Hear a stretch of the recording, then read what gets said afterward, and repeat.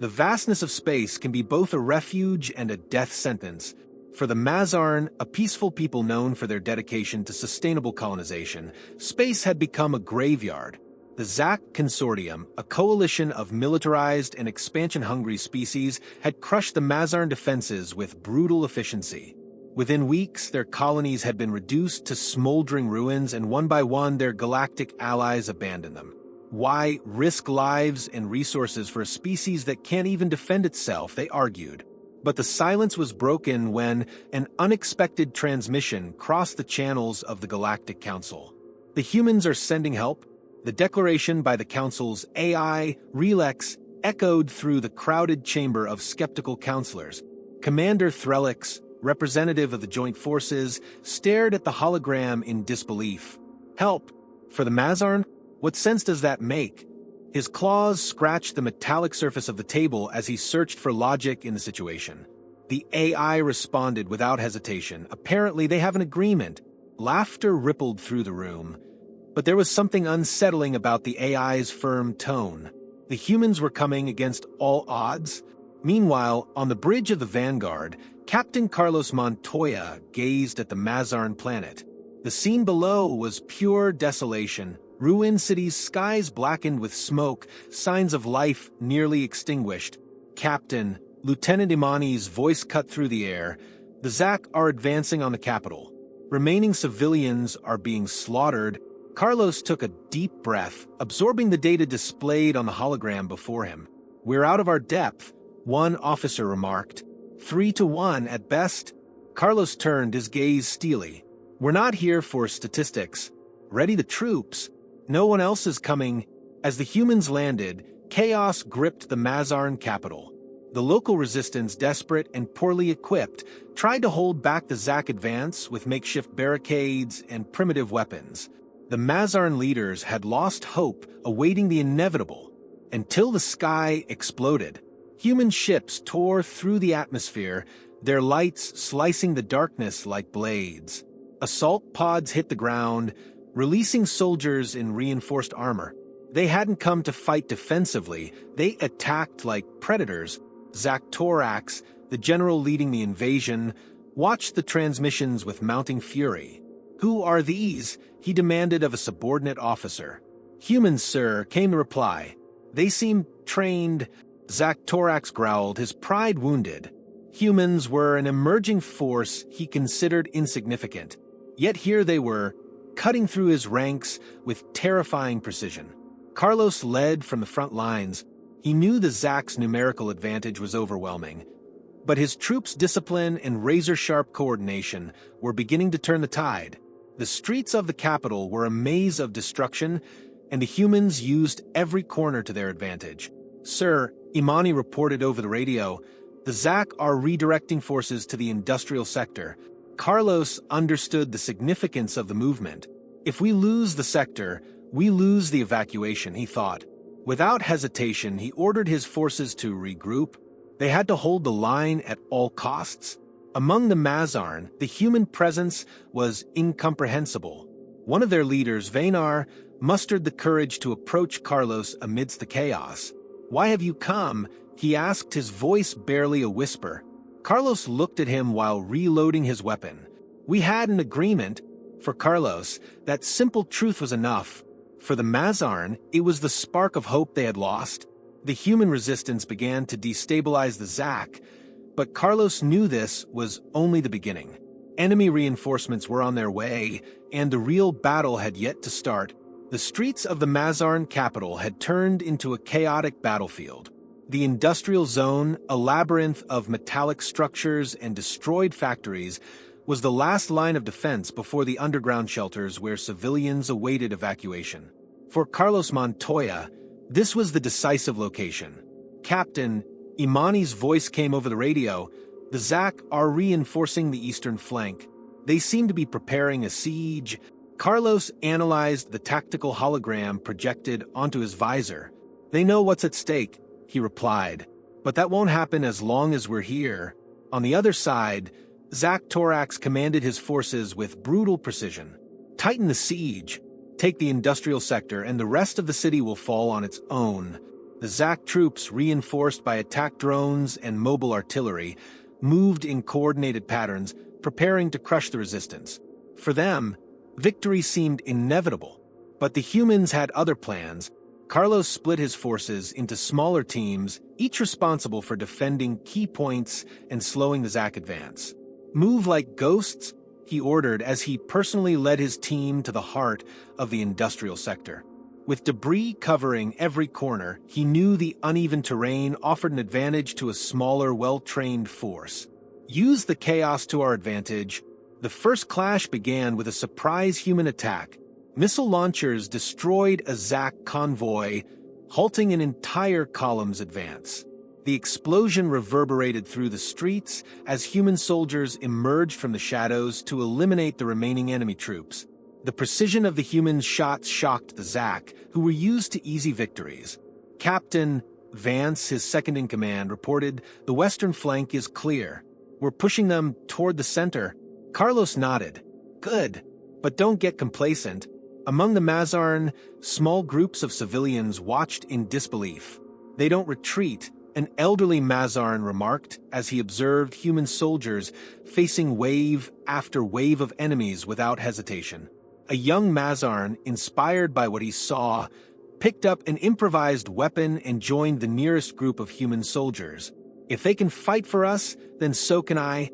Zak Torax noticed the shift in dynamics. "These humans don't fight like other species," he commented to his subordinates. He reorganized his forces, deploying drones to identify weaknesses in the human lines. But Carlos anticipated the move.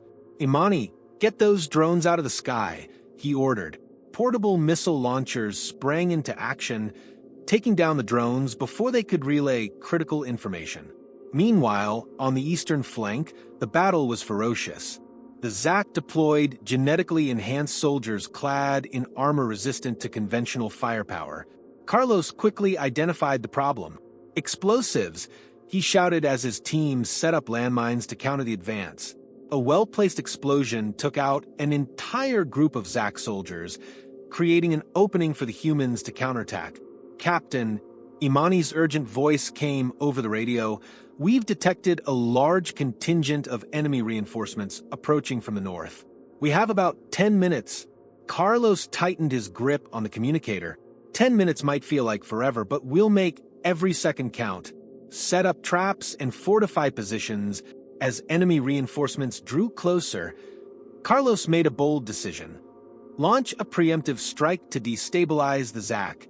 He led an assault team on an exposed flank, destroying a warehouse where Zak weapons and ammunition were stored. The explosion lit up the sky, leaving the enemy temporarily disorganized. "That should slow them down," Carlos remarked as his team quickly retreated to avoid retaliation. The battle reached a climax as the Zak deployed kamikaze drones designed to detonate on impact. The pressure mounted, and the humans fought for every corner, every corridor. Vance, leading a team on the western flank, faced relentless waves of enemies. "We can't hold this forever, Captain," Carlos replied over the radio. "We don't need to. Just long enough." Finally, Carlos's radio crackled with good news. "Civilian evacuation 90% complete," an operator reported. Carlos felt a weight lift from his shoulders, but knew the job wasn't done yet. "Imani, rally the remaining forces. Let's consolidate the perimeter and ensure everyone gets out alive." As the last civilians were evacuated, Carlos ordered a coordinated retreat. Pre-planted explosives were detonated, creating a wall of fire that prevented the Zak from advancing. On the other side of the line, Zak Torax watched in frustration. "These humans, they don't fight for territory," he murmured. "They fight to survive, and that makes them dangerous." The deafening sound of Zak artillery echoed through the destroyed city as the first waves of enemy reinforcements advanced with full force. The streets of the industrial zone trembled under the weight of Zak siege tanks and elite soldiers, designed to crush any resistance. Carlos monitored the enemy's movements through his tactical visor. "They're not holding back," he commented. "They want to break our defenses once and for all." He activated his communicator, issuing clear orders. everyone into defensive positions. Brace for impact. Zaktorax personally commanded the offensive. Standing atop an armored vehicle, he roared instructions to his subordinates. Surround them. Leave no room for escape. He knew the humans had thwarted his plans before, but this was a different force. Tanks equipped with plasma cannons advanced, followed by waves of armored soldiers and aerial attack drones. The Zak's numerical and technological superiority seemed overwhelming. On the western flank, Imani led a team under intense pressure. Drones hovered over their positions, launching airstrikes while Zak's soldiers attempted to breach on the ground. "They're trying to crush us," shouted one soldier, firing frantically at the enemies. "Stay calm," Imani replied, adjusting her portable missile launcher. With a precise shot, she brought down 2 drones simultaneously. "Captain, we need reinforcements on the west." Carlos responded quickly. "I'm sending them now. Hold the line." While Imani fought to secure the flank, Carlos focused on the center of the industrial zone, where the Zak had begun installing mobile artillery towers. "If those towers go operational, we're finished," Vance remarked beside him. Carlos knew they had to act fast. "We'll disable them before they cause more damage," he ordered. Leading an assault team, he moved swiftly through the wreckage, avoiding enemy patrols. The direct confrontation with the Zak forces was brutal. The enemy soldiers were genetically enhanced, stronger, and more resilient than anything the humans had faced before. Carlos used explosives to carve a path, destroying the first tower in a devastating blast. "One down," he announced over the radio. "Concentrate fire on the second." Under heavy fire, his team managed to destroy the second tower, but the losses began to mount. On the eastern flank, the Zak launched a surprise attack, sending troops through underground tunnels that led directly to the human rear lines. "They're trying to flank us," Vance shouted as his team fought to halt the advance. Carlos, realizing the severity of the situation, ordered landmines to be planted to disrupt the subterranean approach. "Collapse the tunnels. We can't let them surround us." The detonation of the mines sealed the tunnels, trapping several Zak troops inside. Meanwhile, Zaktorax observed the battle with growing frustration. "They keep resisting," he muttered. "How can so few be so effective?" He ordered his tanks to advance directly toward the center, ignoring the destruction around them. Plasma cannons fired incessantly, obliterating any human cover. Carlos knew he had to stop the tanks before they reached the civilian shelters. "Imani," he called over the communicator, "we need a coordinated strike on the tanks. Now." Imani rallied her remaining forces, using portable missile launchers to target the tank's weak points. "Focus on the engines," she shouted, firing at one of the armored vehicles. The resulting explosion engulfed the tank in flames, but the blast also knocked down several nearby human soldiers. "Captain, we've taken out 2, but there are still more," Carlos responded. "Keep up the pressure. We're almost there." At the center of the battle, Carlos faced an even greater challenge. Zak troops began using long-range weapons to suppress human fire, forcing his team to retreat. Adjusting his plan, Carlos led his team through an alternate route to strike the Zak supply lines. "If we cut their supplies, we weaken the front line," he explained to his team.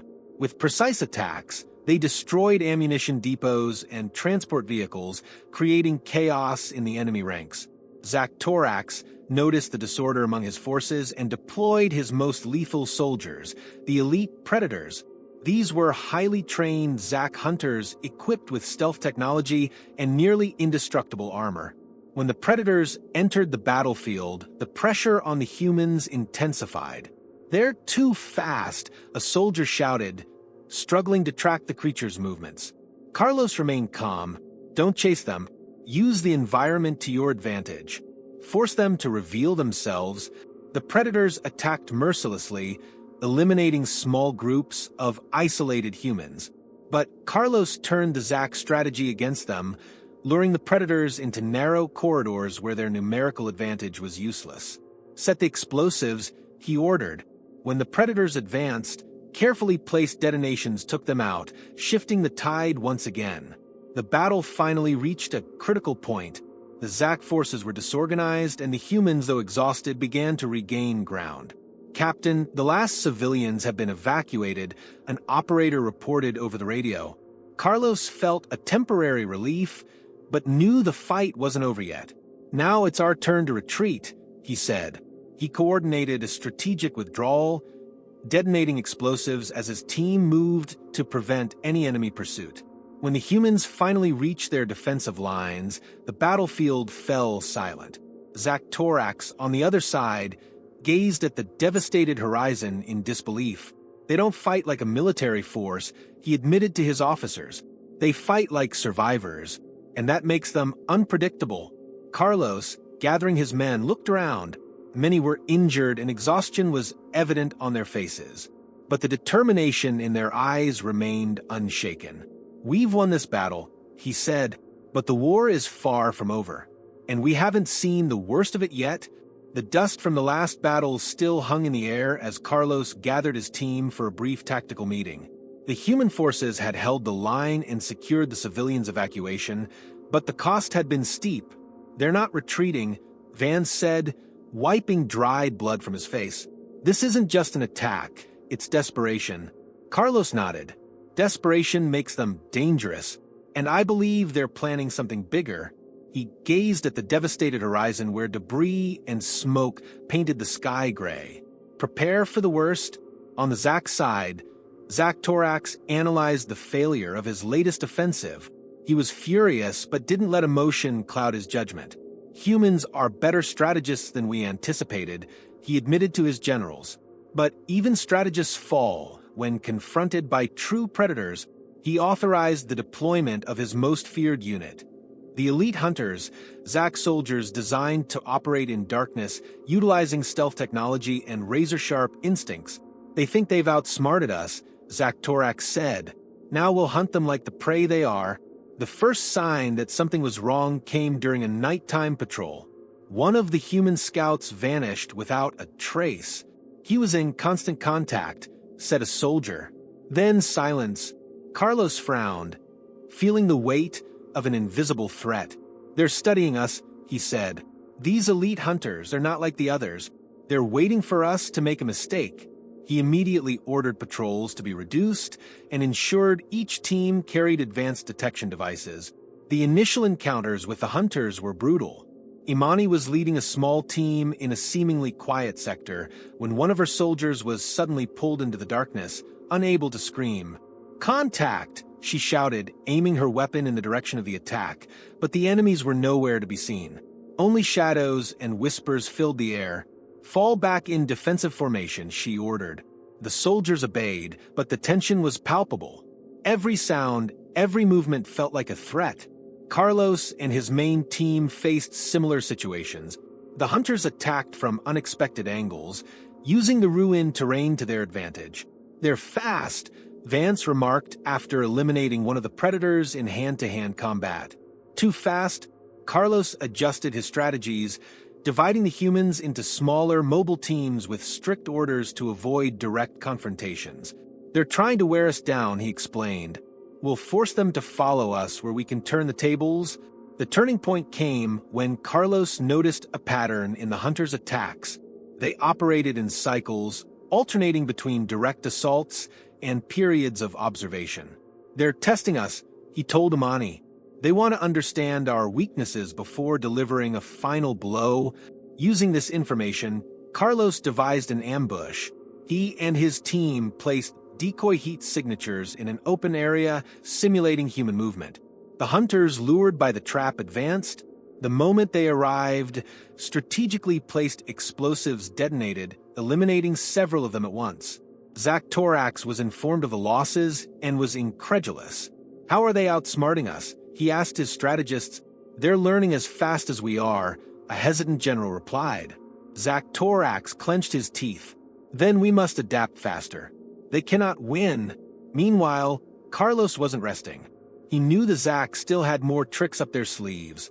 During a nighttime incursion, his team discovered an advanced hunter's field base. Carlos decided to strike. "If we take out their base, we cripple the entire unit," he said. The operation was meticulously planned, a two-pronged assault, with Imani leading a distraction while Carlos infiltrated the camp. The mission was a success. The humans destroyed the power supply, fueling the hunters' stealth technology, significantly reducing their effectiveness. Without their invisibility, the hunters were forced to fight on equal footing. This leveled the playing field, but Carlos knew they were still formidable adversaries. During a final ambush, his team faced the remaining hunters in direct combat. The fight was intense, but the humans, now with the strategic upper hand, managed to eliminate the last of the predators. Zak-Torax, watching the defeat of his most feared unit, felt something he had never experienced before: fear. They're not just soldiers, he admitted to himself. They're hunters. For the first time, he realized he might be facing an enemy he couldn't defeat. Meanwhile, Carlos regrouped his forces. Exhausted but victorious. He knew this battle was significant, but not the end. They underestimated us, he told his team, and we showed them what we're capable of. But there's still a long way to go. The war continued, but human morale was higher than ever. After the defeat of the elite hunters, Carlos and his team knew the tide of the war was shifting. The Zak had bet everything on their most feared unit and lost, but experience had taught Carlos that desperate enemies were the most dangerous. He gathered his team at the improvised command center. They're retreating, but that doesn't mean we're safe, he said, watching the hollow map flickering with enemy movement signals. If there's one thing I've learned about the Zak, it's that they always have a final trick up their sleeve. On the other side, Zak-Torax stood in his command fortress, fists clenched as his strategists detailed recent events. They eliminated the hunters with precision that should have been impossible, one hesitant general reported. And now, Zak-Torax didn't respond immediately. He was processing the humiliation of his defeat. Finally, he turned to his subordinates.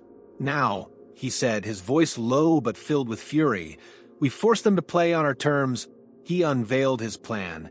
Use the remnants of his forces to lure the humans into a final, decisive ambush. Zak-Torax's strategy was bold. He ordered his troops to feign weakness, retreating strategically to areas that seemed easy to capture. But each of these points was a carefully prepared trap. Plasma mines, underground explosives, and hidden battalions lay in wait, ready to deliver a crushing blow.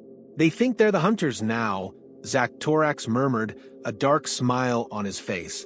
"We'll show them what it means to be hunted." Carlos, however, wasn't so easily deceived. As he observed the Zak movements, something felt off. "They're retreating too quickly," he remarked to Imani, standing beside him. "That's not like them."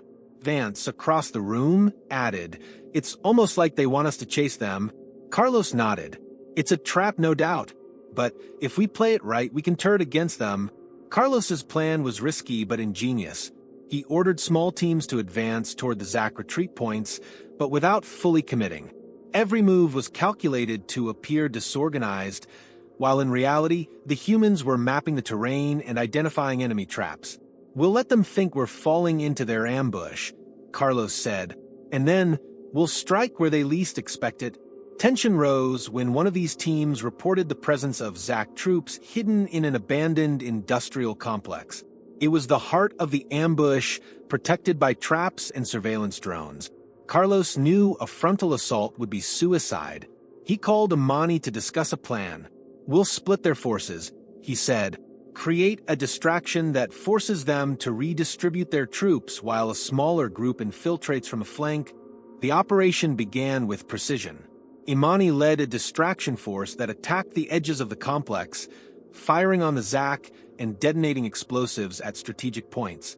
Meanwhile, Carlos and his main team moved silently through underground tunnels leading directly to the complex's center. The atmosphere in the tunnels was stifling, the air heavy with the scent of oxidized metal and palpable tension. Every sound echoed, and every step seemed louder than it should. The Zak, distracted by Imani's attack force, didn't notice the infiltration until it was too late. Carlos and his team emerged from the tunnels directly into the Zak command center. The combat was immediate and fierce. The Zak fought desperately, But the humans, with their coordination and precision, prevailed. "Disable the command core," Carlos ordered. Holding his position against the remaining troops, his team worked quickly, planting explosives on the complex's critical structures. Meanwhile, Imani's team faced growing resistance. "They're throwing everything they have at us," a soldier shouted, taking cover behind an improvised barricade. Imani, despite the pressure, stayed calm. "Hold the position. They need time," she said, referring to Carlos's team. At the complex core, the explosives were set. Carlos gave the signal to evacuate. "Back through the tunnels," he shouted as his team retreated under heavy fire. Once they reached a safe distance, he triggered the detonator. A massive explosion shook the complex, destroying not only the Zack command center, but also their traps and fortifications. Zack-Torax, watching the destruction of his ambush from his remote fortress, remained silent. He had no more tricks left. His plans had been dismantled, his forces were in disarray, and the enemy continued to advance. For the first time, he understood the true threat posed by the humans. "They don't just survive," he murmured. "They adapt and they win." As the surviving humans regrouped, Carlos looked at his team, exhausted but triumphant. "They wanted to hunt us," he said. "But today, we proved that hunters can become the prey." The battle was won, but Carlos knew the war was far from over. "Let's prepare for their next move," he said, "because they'll definitely have one." The silence following the destruction of the Zack complex was eerie. It wasn't the calm of victory, but the weight of something larger. Carlos, alongside Imani and Vance, watched the ruins as smoke rose into the sky. "They'll retreat," Vance said, wiping blood from his armor. "They can't sustain this anymore." But Carlos knew silence didn't mean the end. He looked at the devastated horizon, sensing that Zack-Torax's next move was already underway. Indeed, on the other side of the battlefield, Zack-Torax faced his own dilemmas. Sitting in his command room, he stared at a hologram showing the extent of Zack losses. His forces were decimated. "They don't just defeat us," he told one of his strategists. "They learn from every victory. If we keep going like this, we'll be finished." He knew something drastic was needed to turn the tide. The answer came from a Zack scientist who presented an experimental weapon. A gravitational collapse bomb capable of destroying not just a battlefield, but also the surrounding cities. "It's our only option," the scientist said hesitantly. Zack-Torax knew he was playing with fire.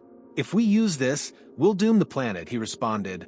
But his fury toward the humans overpowered his caution. "Prepare the weapon," he commanded. Meanwhile, Carlos and his team received an alert from their intelligence systems. "We intercepted a transmission," Imani said, her voice heavy with concern. "They're activating something, a weapon." Carlos frowned. "What kind of weapon?" Imani didn't have a complete answer, but the fragments of data were alarming. "Whatever it is, it's centered at the heart of their remaining operations. And we don't have much time." Carlos called an emergency meeting.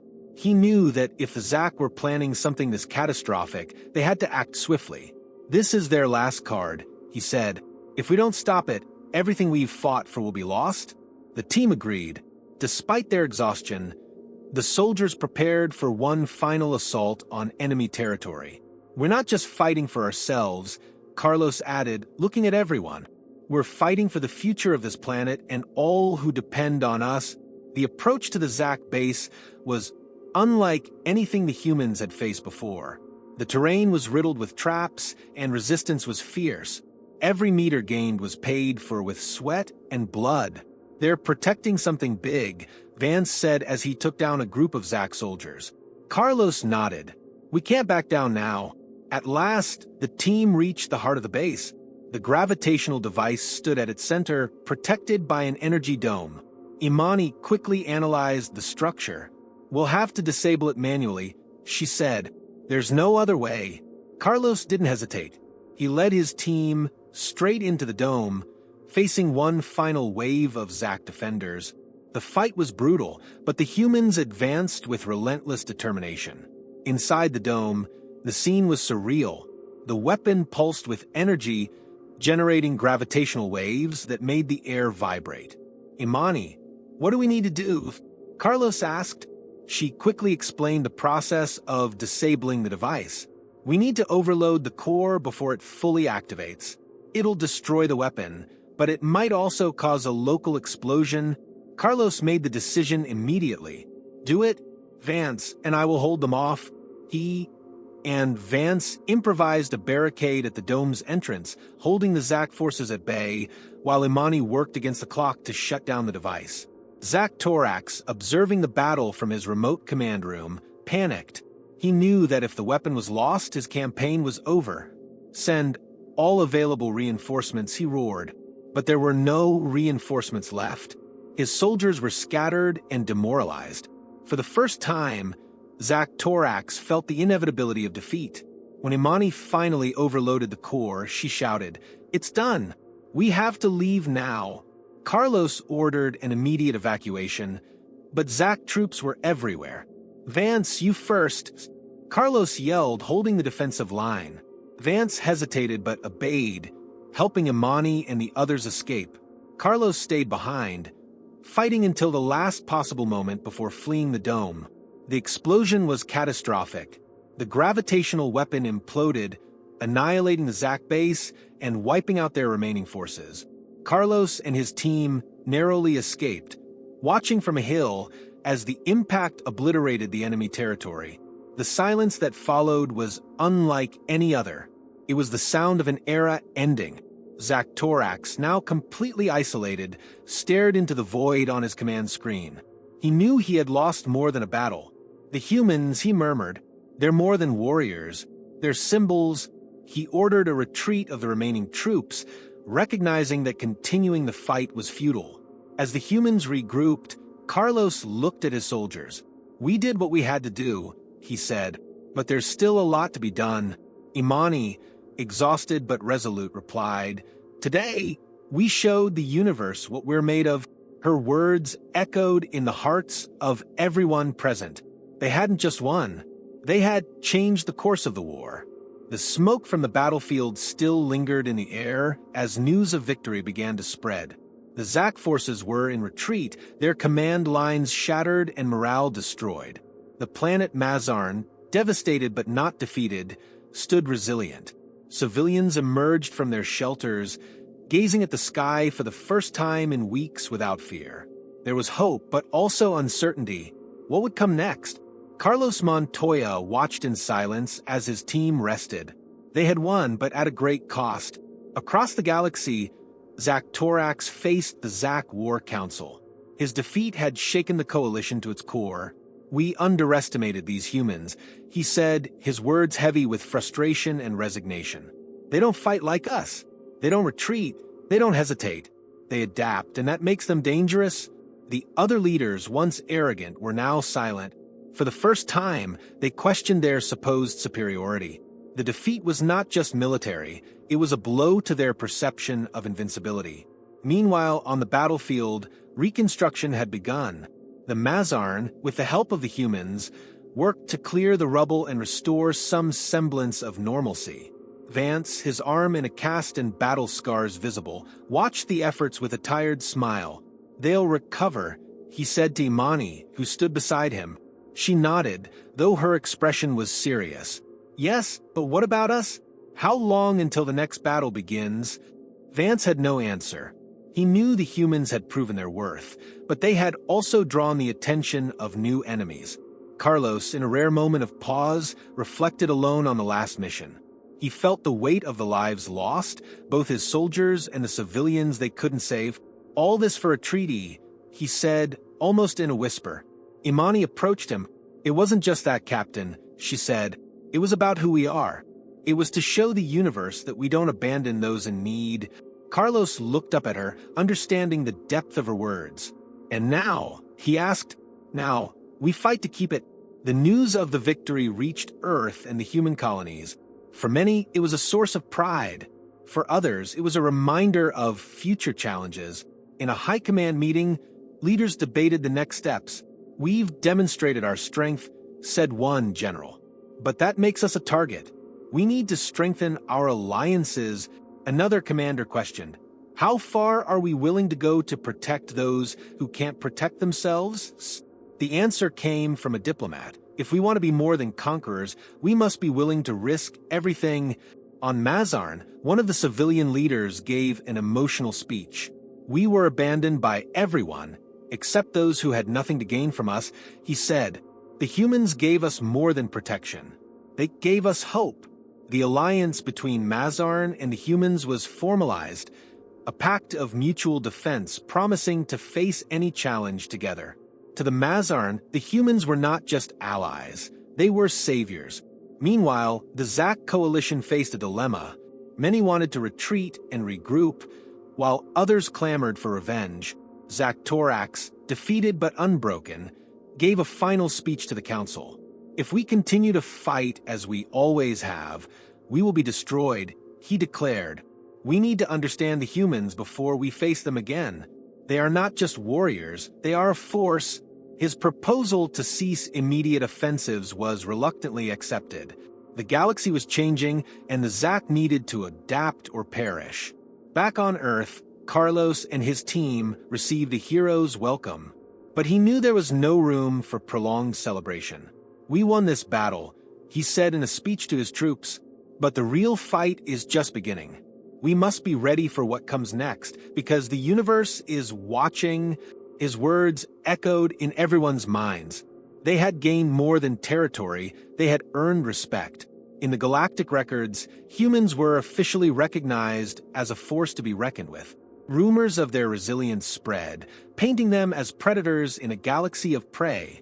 But to Carlos and his team, they didn't fight to intimidate. They fought to protect, to ensure that no one else would be abandoned as the Mazarn had been.